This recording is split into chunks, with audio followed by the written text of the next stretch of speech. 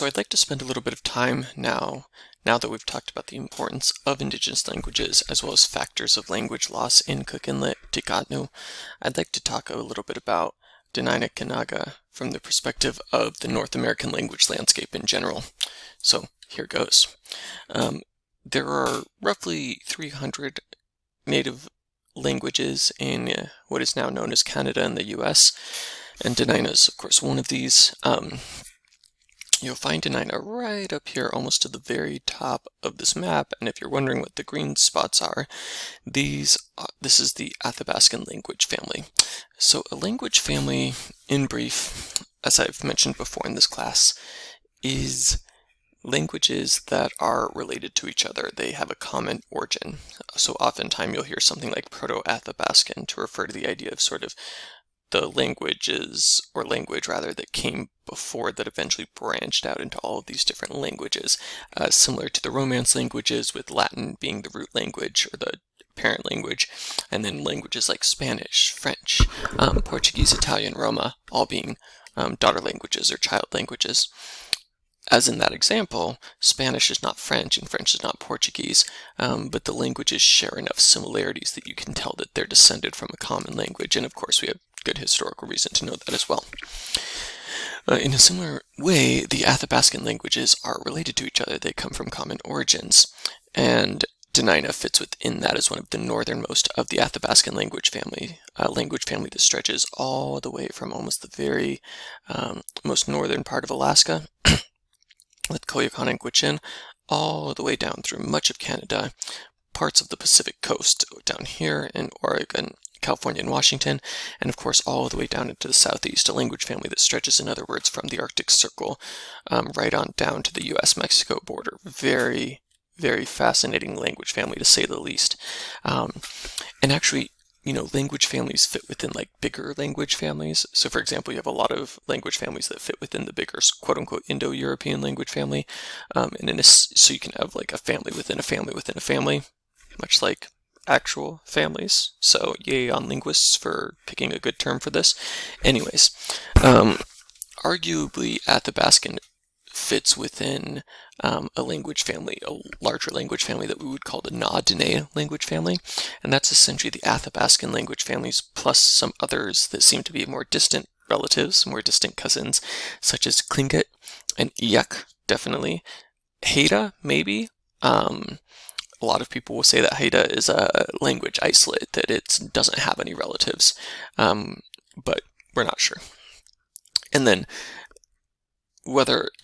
if you want to go even broader than Na-Dene, there is the hypothesis of the Dene-Yeniseian language family. So Edward Vida has proposed that the languages, the Na-Dene languages, the Athabascan languages, are related in turn to languages here from Central Asia, as well as parts of Russia, particularly the Yeniseian language families, and particularly by looking at and comparing the language of Ket with these languages.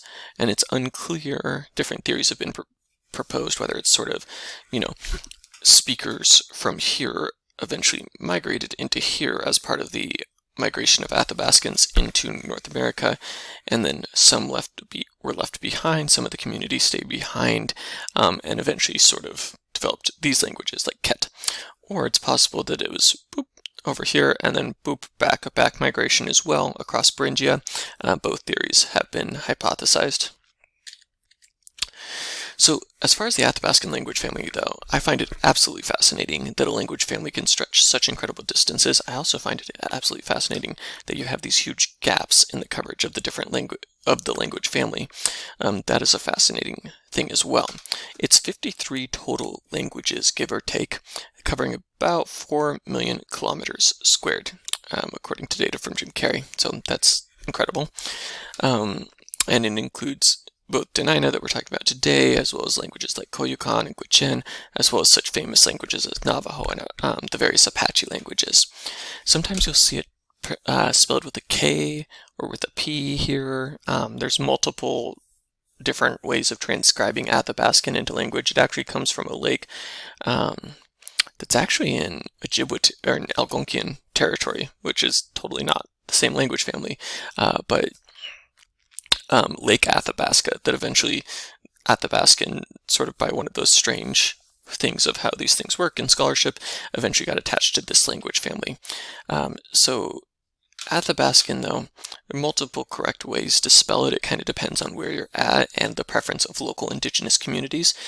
Here in Alaska, the Dena'ina Chiefs Conference, as well as the Alaska Native Language Center, which is some of our best sort of authorities on Alaska Native languages, at least from an academic perspective, both utilize this spelling and prefer this spelling, and it's the spelling that you'll see me use as well. You'll also hear people sometimes just call it Dene, D-E-N-A, sorry, D-E-N-E. That's in recognition of the fact that in many of these languages, the self-name, the autonym, the name for their own group of people or for the language is some variation of kind of this kind of root, which means person. So for example, Dena'ina, which means like the people, plural, or Navajo is actually Dene, so again, the people. Tanana, let me see if there's any others where it's like super obvious. Takel. So with Nina, you'll see Apache sometimes like Nde, N-D-E. So anyways, variations on a common theme, a common word. So you'll sometimes hear Dene for like the people applied to all these.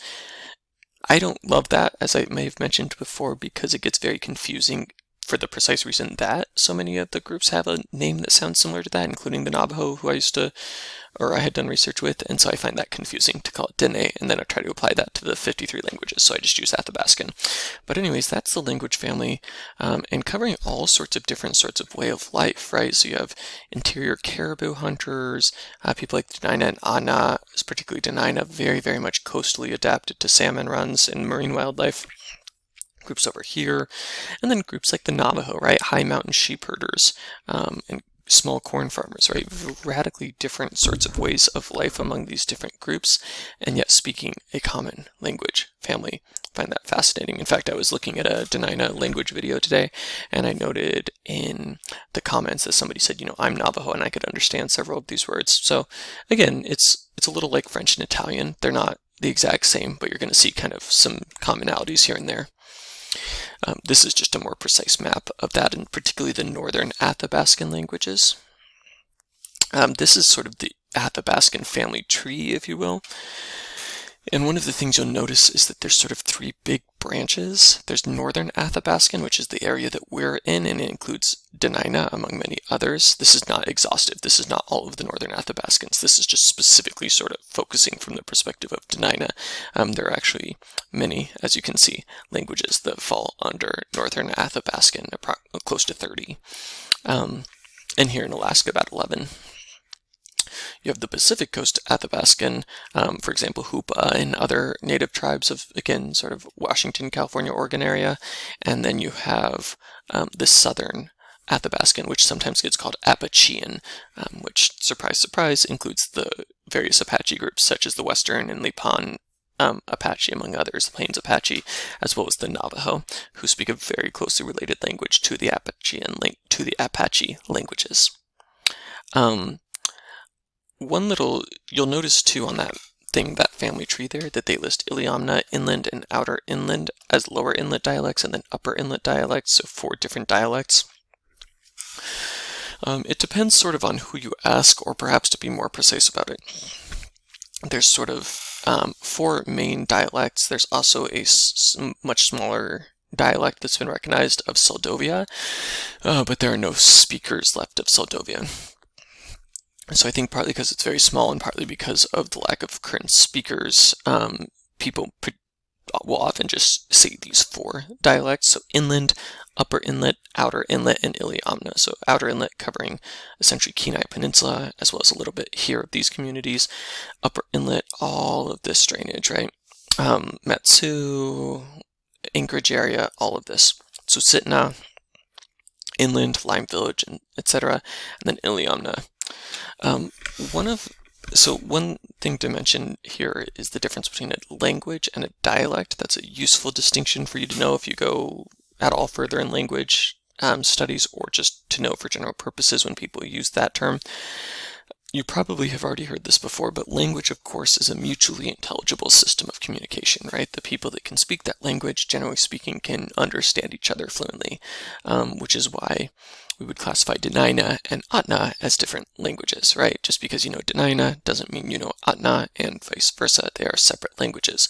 Having said that, as I've touched on before, communities over here, kind of Chicxulub or kind of closer to here, I have heard the Dena'ina starts to sound kind of Atna-y, if you will, and vice versa. So that's a trend we see in a lot of languages the world over, where two languages meet, they oftentimes start to blend a lot of features, which would make sense unless there's like a firm border, you shall not pass kind of border. There's going to be interactions between people in neighboring villages, even if they technically speak different languages. So there will be a lot of loanwords and other kinds of language mixing. But that's a language. That was a mutually intelligible system of communication. Somebody from LA, somebody from London, somebody from who's an English speaker from Bombay, somebody who's from Australia. All these people, generally speaking, can understand what each other are saying, even if there's major accent or dialect differences. So what's a dialect then? A dialect is patterned difference. Noticeable difference that follows a pattern. So a good example is y'all among Southerners in the US. So where I used to live in Texas, y'all was pretty common. And y'all people, that's a noticeable difference, right? People don't say y'all a whole lot side of the US South, so it's kind of a dialectical difference. Another good example would be from, is it Philly? I think it's Philadelphia, where it's like use, Y-O-U-S-E. It's a very constrained linguistic variety where people use as like a plural of you. So different regions have adopted different ways of getting around the fact that English doesn't have a plural you. We don't distinguish between you singular and you plural, right? If I'm saying, hey, you, get out of my street, it's not entirely clear if I mean an individual or a person or a bunch of people. So anyways, different dialects have come up with different ways of talking about that. So English has its own dialects, its own pattern differences, and similarly Dena'ina does as well. This is a map of that as well. Inlet has the most speakers because it, in large part, was the one that had the least Russian presence early on and the least American presence. That's not none, that is less. Outer Inlet, we don't have fluent speakers that are native Outer Inlet speakers anymore. We did very recently, but no longer, unfortunately, and Soldovia likewise. But there are many people that have learned to speak this and are partially fluent or are quite fluent. I'm talking about people who it was like a first language for. As far as what dialect differences actually look like for Dena'ina across those areas, you kind of have two different types of patterned difference or two different types of variation. So for example, one of those is sound variation, and usually these are kind of predictable, like they happen in a certain way, in the same way that like a southern drawl is kind of predictable that it will happen on certain kinds of vowels. In a similar way, it's pretty predictable the sound differences between the dialects. So for example, caribou is bejex or vejex, depending on which area you're in, or similarly for cow, like moo cow. Goliba turns into goliva, so as you move from outer inlet, upper inlet kind of area into more of this like inland area, you've got B's becoming V's in those words. And so doesn't mean people can't understand each other. Again, back to the southern drawl example, you can totally understand somebody that's got a southern drawl on their vowels. It just sounds a little different. Kind of natural processes by which languages diversify. And then there's also word variation, though. That's a little bit more noticeable, but people will usually, it's pretty easy to pick up. People just have to remember that there might be more than one term for something, which is not unlike unlike American English for that matter, right? What do you call a cougar? Is it a cougar, a mountain lion, a puma? It sometimes depends on where you're at in the United States, or how about soda or pop or Coke, depending on where you're at. In a similar way, there are some entities that have multiple names depending on where you're at. So for example, moose here, not our friend Rocky Bullwinkle, but instead an actual moose in the outer inlet and upper inlet. So like where I am in Soldotna, it'd be Negi. D-N-I-G-I, so whenever I see a moose, I say hi, Nigi. But then the inland, I don't know why I have Sildovia there, I don't know that that's right, but in the inland dialect it would be K'od-I. So, K'od-I, sorry I pronounced that poorly. Or as another example for porcupine, inland would be Nini, outer inlet, upper inlet, so sort of Anchorage, Kenai, all of that is Kanchi instead for porcupine.